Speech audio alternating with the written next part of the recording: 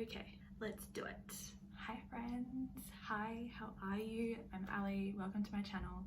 Thank you so much for clicking on my face. Today I wanted to talk about some of my most anticipated books of this year.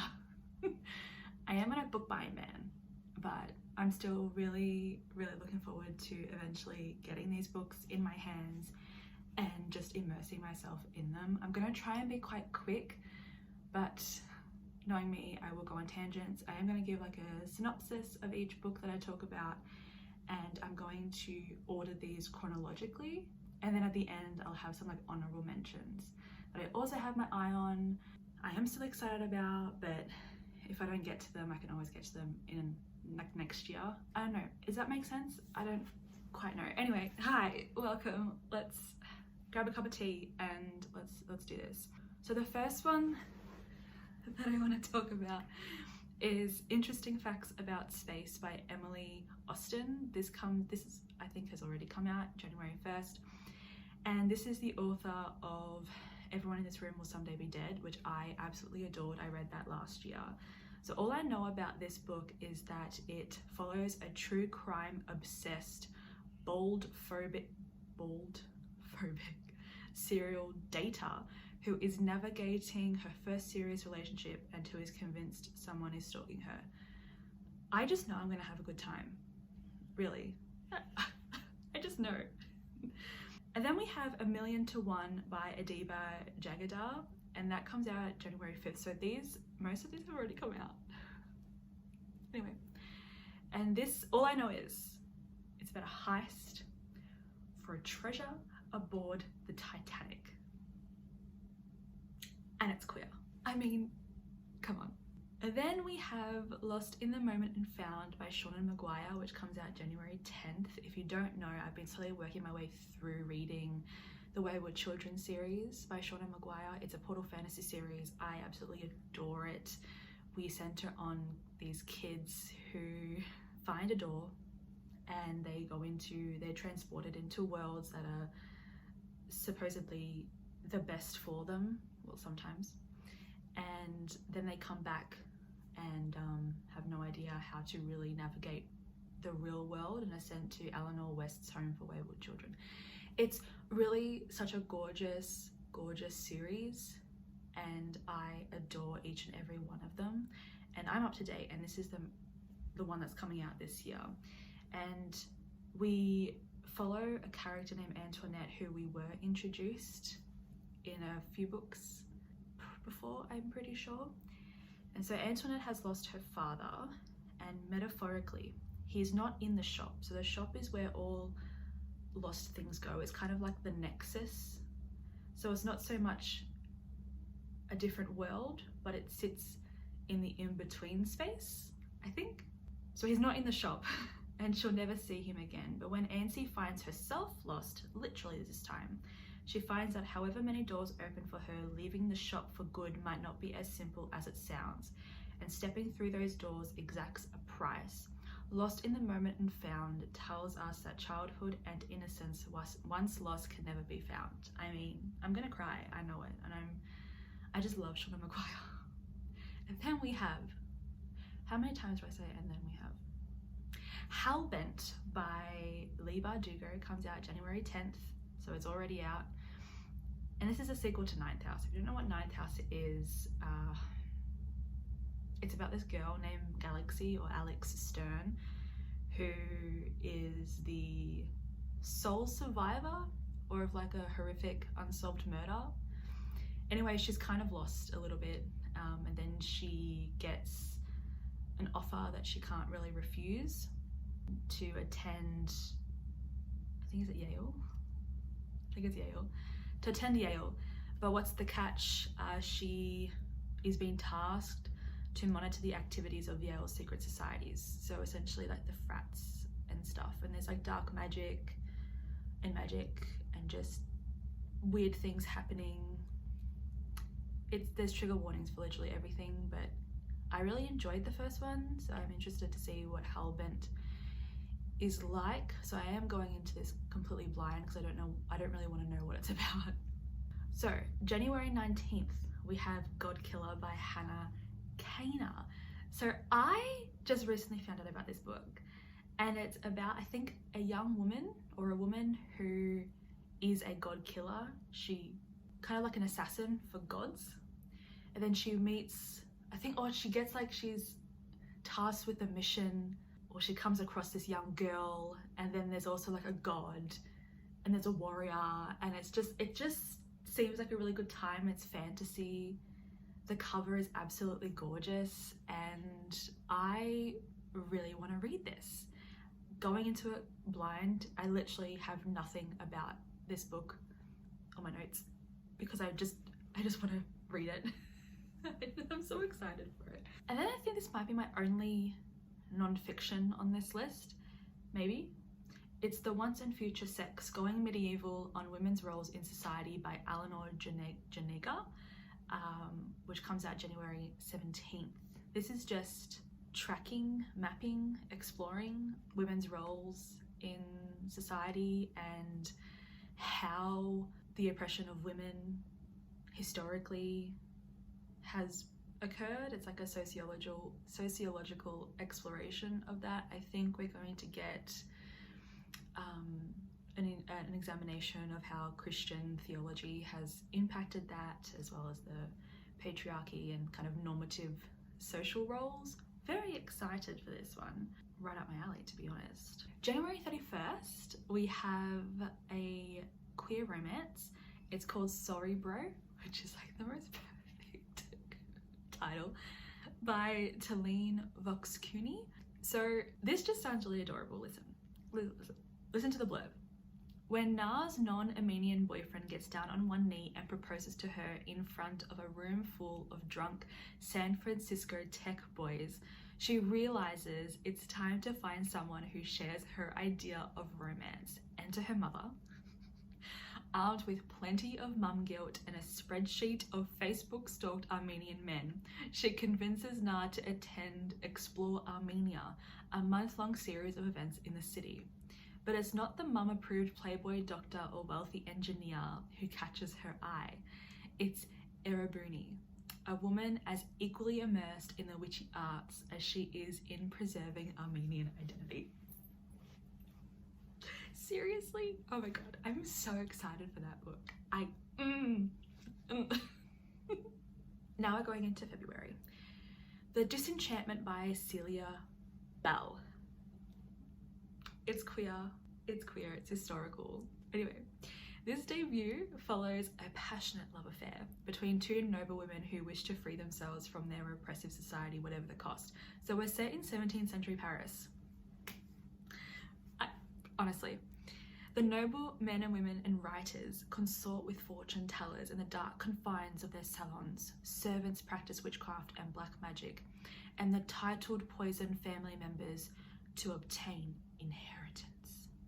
But for the Baroness Marie Catherine, the only thing she wishes to hide is how unhappy she is in her marriage and the pleasures she seeks outside of it. So she is like the perfect mummy baroness by day, and at night she's having this passionate love affair with I'm not going to say her name.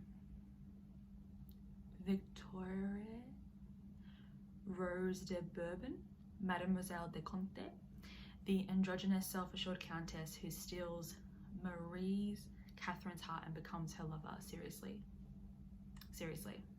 Obsessed. Another queer literary, maybe mystery, comes out February 21st. It's Scorched Grace by Margot. It's Scorched Grace by Margot Douaihy. I'm really sorry. So just listen to this. It's about nuns getting shit done, literally. Sister Holiday, a chain-smoking, heavily tattooed queer nun, puts her amateur sleuthing skills to the test in this debut crime novel. Are you serious? When St. Sebastian's School becomes a target of a shocking arson spree, the Sisters of the Sublime Blood and their surrounding community are thrust into chaos. So unsatisfied with the officials' response, Sister Holiday becomes determined to unveil what's happening. So it's essentially her journey into figuring out this mystery. Seriously, I mean, come on. You had me at chain-smoking, heavily tattooed queer nun. And what might be one of the most anticipated books for literally everyone, February 28th, it's the day we finally get A Day of Fallen Night by Samantha Shannon, which is the standalone prequel to The Priory of the Orange Tree, which I read and adored. One of my favorite books of, was it 2020, 2021? And one of my favorite fantasy books of all time. It's bloody amazing. Amazing. Anyway, we focus more now on the Sisters of the Priory in this prequel, which is literally so excited. So we follow a character named Tanuva Malim, who is a sister of the Priory. For 50 years, she has trained to slay worms, which are the dragons, but none have appeared since the Nameless One. And the younger generation is starting to question the Priory's purpose.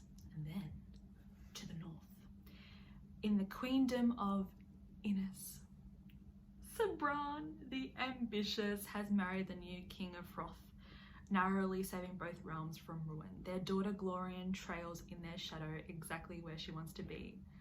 The dragons of the east have slept for centuries. Douaihy has spent her life in Psychene's mountain temple trying to wake the gods from their long slumber. When the dread mount erupts, bringing with it an age of terror and violence, these women must find the strength to protect humankind from a devastating threat. I mean, it literally has something in my eye, that's how excited I am. Like, Samantha Shannon, like, she serves. She knows what she's doing. She knows what she's doing, okay? This is like one of those books where I most likely will break my book buying ban because I need to own that book. And now we're moving into March. So March 2nd, we have Clytemnestra by Constanza Casati, which is a debut following the figure Clytemnestra, the most notorious villainess of the ancient world, and the events that kind of forged her into this queen, this figure.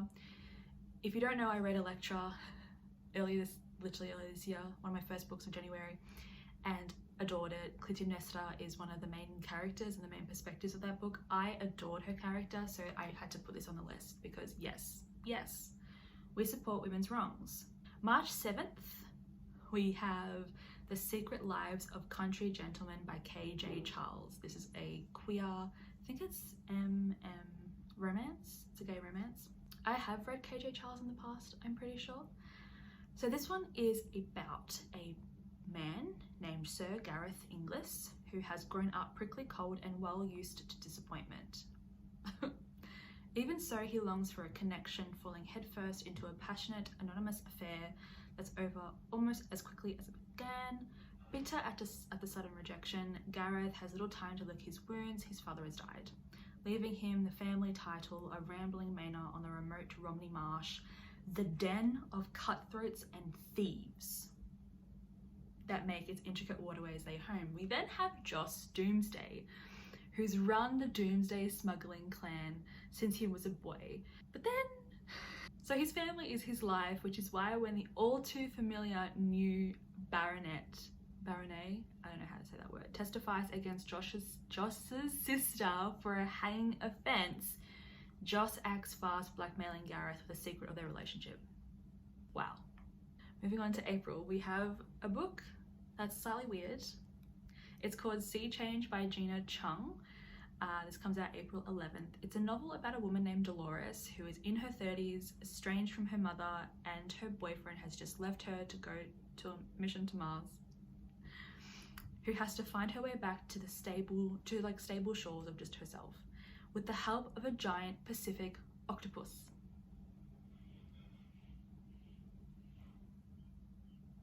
Sounds cool. She works, I think she's like a marine biologist, and the Pacific octopus she's like studied and worked with for like most of her career, and someone's like purchased this octopus. Anyway, seems like a good time. I feel like it's going to be a really wonderfully written character study about Dolores, and I'm excited. I love character study. April 18th, we have book 3 in the Dangerous Damsels series by India Holton, and that's The Secret Service of Tea and Treason. Okay, So this is about two rival spies must brave pirates, witches, and fake matrimony to save the queen. If you've read the first two books in the series, you know what this book is about. The characters, specifically the couple. It's Alice and Daniel Bixby, and they're both agents, and they have to fake marriage, and they fall in love, and I'm really excited. This entire series is just so wonderful and wholesome and so funny. And for May, we're now in May, and I'm going through these quite quickly. I'm very proud of myself. We have Cursed Crowns by Catherine Webber and Catherine Doyle. Now this is book 2 in the Cursed Crowns series, Twin Crowns series, sorry. I read Twin Crowns last year. I really enjoyed it. It's just a simple YA fantasy kind of romance about two sisters who one doesn't know the other exists, but the other one does know, and then the one who does know that the other exists tries to take her throne in order to save the witches. It's a very long story, but it's really fun, and that's what I love in Cursed Crowns, is the sequel. About two twin sisters, there's magic, there's romance, there's betrayals and secrets. It's just a fun time, and that's what I want. Catherine Webber and Catherine Doyle are sisters-in-law, which I think is just adorable. May 9th, oh, can't wait for this book. It's Atalanta by Jennifer Saint. Jennifer Saint has cemented herself as like one of my favorite authors of all time. I've read Ariadne, gave 5 stars. I read Electra, gave 5 stars. I can't wait for Atalanta. So this is a reimagining of the myth of Atalanta, a fierce huntress raised by bears, and the only woman in the world's most famous band of heroes, the Argonauts. So just a small synopsis. When Princess Atalanta is born a daughter rather than a son her parents hoped for, she is left on a mountainside to die. But even then she is a survivor, raised by a mother bear under the protective eye of the goddess Artemis. Atalanta grows up wild and free with just one condition. If she marries, Artemis warns, it will be her undoing. Oh, it is a story of a woman who refuses to be contained, and I can't wait. Jennifer Saint is like positioning Atalanta in like the pantheon of like really wonderful mythology figures, and she just sounds like a really badass bitch. I can't wait.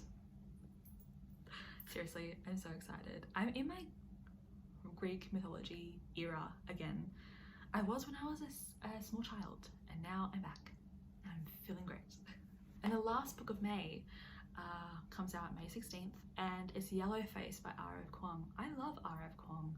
I am currently reading Babel, and I've read the Poppy Boy trilogy. I think she is just a fantastic author and a true master. Like I love how she constructs her stories, and YELLOWFACE is not fantasy, it's actually literary contemporary fiction. And it says here that New York Times bestselling author, this is the synopsis, sorry. New York Times bestselling sensation Juniper Song is not who she says she is. She didn't write the book she claims she wrote, and she is most certainly not Asian American in this chilling and hilariously cutting novel from R.F. Kuang. So we're going to talk about the publishing industry and the fact that a lot of POC writers are kind of pushed to the side. We're going to talk about the inequality and inequity in publishing. R.F. Kuang is literally going to go in, and I'm so excited. I'm so excited. I can't wait to see how she writes in like the non-fantasy genre. I don't know. I love a writer who is so easily able to just like shift into different genres. She's a shapeshifter. We love that. June 13th, we have Love Theoretically by Ellie Hazelwood. I always have a good time with Ellie Hazelwood. I know that I'm going to get my like fan fiction-y romance. It's going to be lighthearted and fun and easy to read and romantic and unrealistic. I'm looking at you, Love Hypothesis, but still memorable and fun. So Love Theoretically is like a fake dating situation. So it's the many lives of theoretical physicist Elsie Hanaway. So Elsie is an adjunct professor, but at night she offers her services as like a fake girlfriend. And then we have this character named Jack Smith, who is the annoyingly attractive and broody older brother of one of her favorite clients, and he's actually sitting on the hiring committee at MIT right between Elsie and her dream job. So I feel like shit's gonna happen and I'm very excited. I know Ellie Hazelwood's gonna just provide a good time, and that's really all I want. July 18th, we have Silver Nitrate by Silvia Moreno Garcia. I loved Mexican Gothic, so I can't wait. I really do want to read The Daughter of Dr. Moreau as well from this author. But anyway, listen to this. It sounds fabulous.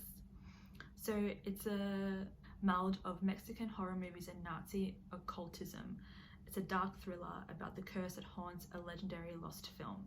So we have our main character, Montserrat has always been overlooked. So she's a talented sound editor, but she's been left out of the boys club.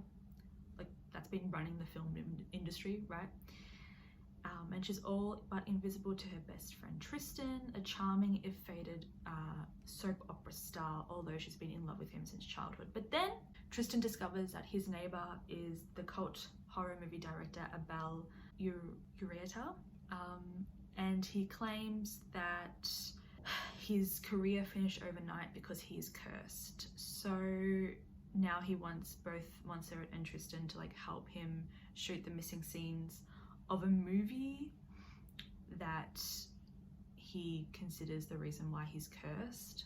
So it's just about magic, mystery, and maybe romance. I don't know. Silvia Moreno Garcia is another one of those authors who's quite a genre shifter. She's really fantastic and I do love her writing, so I am going to be on the lookout for that one. July 25th, we have an adult fantasy debut for Chloe Gong, who is a young adult fantasy writer. The book is called Immortal Longings, and it's inspired by the William Shakespeare play Antony and Cleopatra. So I don't really know much about this book. There's a set of games at a city, there's a woman and a man, and I think they fall in love, but like at the risk of the kingdom or something. We're gonna have a good time. Chloe Gong provides a good time. I didn't really love the These Violent Delights duology, but I am looking forward to Foul Lady Fortune, so who knows? I'm hoping I love it. Oh my god, and then in July 25th, we have book 7 in a Psy Changeling Trinity series, which is the offshoot series of the Psy Changeling series by Nalini Singh, and it's called Resonance Surge. We don't even know who the couple is. We know nothing about this book as of yet, and I cannot wait. Nalini Singh is one of my favorite authors. This series is one of my all-time favorite series. I don't even need to know who it's about because I'm going to be there and I'm going to be reading and loving, right? Living my best life. We're now in August, my birthday month. So August 1st, we have an adult debut for Elizabeth Acevedo called Family Law. I am going to be running to the bookstore for this book. Just listen to this, right? Flor has a gift. She can predict to the day when someone will die. So when she decides she wants a living wake, a party to bring her family and community together to celebrate the long life she's led, her sisters are surprised. Has Flor foreseen her own death, or someone else's? Does she have other motives? She refuses to tell her sisters Mathilde, Pastora, and Camilla, but Flor isn't the only person who has secrets. Mathilde has tried for decades to cover the extent of her husband's infidelity, but she must now confront the true state of her marriage. Pastora is typically the most reserved sister, but Flor's wake motivates this driven woman to solve her siblings' problems. Camilla is the youngest sibling and often the forgotten one, but she's decided she no longer wants to be taken for granted. And the next generation cousins, Ona and Yadi, face tumult of their own. Yadi is reuniting with her first love, who was imprisoned when they were both still kids. Ona is married for years and attempting to conceive. Ona must decide whether it's worth to keep trying to have a child, and the anthropology research that's begun to feel lackluster. Spanning the 3 days prior to the wake, family lore traces the lives of each of the Marte women, weaving together past and present, Santo Domingo and New York City, told with Elizabeth Acevedo's inimitable and incandescent voice. This is an indelible portrait of sisters and cousins, aunts and nieces, one family's journey through their history, helping them better navigate all that is to come. I mean, wasn't that just a really wild synopsis? I feel like I know the entire book plot, but this sounds right up my alley. Elizabeth Acevedo, I've given like all of her books 5 stars, I'm pretty sure, or like 2 5 stars and 1 4.5 star. Like, she is an incredible author. She typically writes young adult fiction. I can't wait for her adult debut. Oh my god, it sounds fantastic. August 8th, we have Masters of Death by Olivia Blake. I couldn't help it. I couldn't help it. So this is a vampire story, I think, but it's like a ghost haunting, and the vampire, our main character is a vampire, but she's also a real estate agent, and she's trying to sell this haunted house, but the ghost refuses to move on until he figures out how he died. So there's a medium involved that comes, whose name is Fox, and he's also most definitely a shameless fraud, but he's actually the godson of death. So it's going to be a very fascinating time. Olivia Blake writes awesomely. I love her writing. It can be quite dense, but she constructs these really fabulous, fantastical worlds. So I'm here for it. August 15th, we have Thornhedge by T. Kingfisher. I loved Nettle and Bone by this author. I read it last year, and I'm pretty sure it's kind of a similar vibe to Nettle and Bone, this book. So Thornhedge is an original subversive fairy tale about a kind-hearted, toad-shaped heroine, a gentle knight, and a mission gone completely sideways. So meet Toadling. Meet Toadling. On the day of her birth, she was stolen from her family by the fairies, but she grew up safe and loved in the warm waters of fairyland. Once an adult, though, the Fae ask a favour of Toadling: return to the human world and offer a blessing of protection to a newborn child. Centuries later, a knight approaches a towering wall of brambles, where the thorns are as thick as your arm and as sharp as swords. He's heard there's a curse here that needs breaking, but it's a curse Toadling will do anything to uphold. So excited! Okay, calm down. August 22nd, another sequel, Foxglove by Adeline Grace. So I literally just read the first book in the series, Belladonna. I thought it was good. It was a good time, and that's why I kind of want to read Foxglove. I'm slightly interested. I think I don't really want to know the synopsis of this book, but like Death's brother Fate comes to town and fucks shit up. That's all I need to know. And then, just as a side note, September 19th, we have Emily Wilson's translation of the Iliad of Homer. Yeah, that's all I need to say. October 10th, finally, we have Alecto the Ninth by Tamsin Muir, which is book 4 in the Locked Tomb series. This is going to break me. I know this is going to break me. I know it's going to break me. It's, how do I describe? I can't even talk about book 4 because spoilers, but the Locked Tomb series is just an epic science fiction fantasy series that centers on necromancy in space and other various weird and wonderful things that happen. You can only really experience it. I don't know how to describe it. Finally, November. November 7th, we have Iris Kelly Doesn't Date by Ashley Herring Blake, which is book 3 in the Bright Falls series, which is a sapphic romance series. I don't need to say much about this series because I think I've harped on about this series for ages, but we finally center on Iris Kelly, who should happen to her in the previous book, book 2, Asher Parker Doesn't Fail, so that's like an aftermath of that. But Iris is lonely. She's lonely, but she's now a romance writer and she's working on a second book. But then Iris goes to a bar in Portland and meets a really sexy stranger named Stefania. They have a weird one-night stand,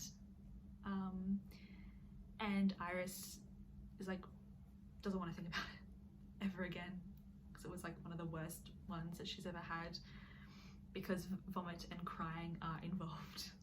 So to get her mind off, oh my god, everything that happened and overcome her writer's block, Iris tries out for a local play but comes face to face with Stefania, or Stevie, her real name. But then Stevie desperately asks Iris to play along as her fake girlfriend, and things happen. It's gonna be a good time. We all know we're gonna have a good time. November 7th, finally, we have A Power Unbound by Freya Marsh, which is book 3 in the Last Binding trilogy. This is a queer fantasy romance series. It's got magic, it's got everything, really. It's just fabulous. And this story centers on Jack, is it Alston? Yeah, Jack Alston, who is Lord Hawthorne, and Alan Ross, who is a writer and a thief. We meet Alan in book 2, A Restless Truth, and I cannot wait for that to happen. They're my most anticipated books of the year, but I'm going to give some honorable mentions, just a few. So we have Highly Suspicious and Unfairly Cute by Talia Hibbert, which comes out January 3rd, which is a young adult contemporary romance. We have Back in a Spell by Lana Harper, which also comes out January 3rd, which is book 3 in the Thistle Grove series, which is a queer romance series. It's magic, there's witches, it's a fun time. March 7th, we have The Mimicking of Known Successes by Malka Ann Older. This is a Holmesian inspired crime mystery book that's also sci-fi. It takes place on a different planet, and it's sapphic. It sounds really, really fascinating, and I would love to read it. March 7th, we also have A Witch's Guide to Fake Dating a Demon by Sarah Hawley. It's just, I'm guessing, exactly what the title suggests. Fantasy romance, it's adult, we're gonna have a good time. March 14th, we have A Manual for How to Love Us by Erin Slaughter. I think this is a literary novel, and it might also be a debut. It sounds quite beautiful. And then May 23rd, we have The Late Americans by Brandon Taylor. So I haven't read Real Life by Brandon Taylor, which is why this is an honorable mention, because I would like to read Real Life before I read this book. But I do know that everyone who has read Brandon Taylor absolutely adores his work. And that's all for today. Thank you so much for being here with me. What are your anticipated releases of the year? Have I missed any? Let me know. Let me know. I can't believe the amount of awesome books that are coming out this year. It's going to be such an interesting reading year, don't we think? Anyway, thank you so much for being here. I appreciate you. Have a lovely day or evening wherever you are, and I'll see you next time. Okay, bye friends.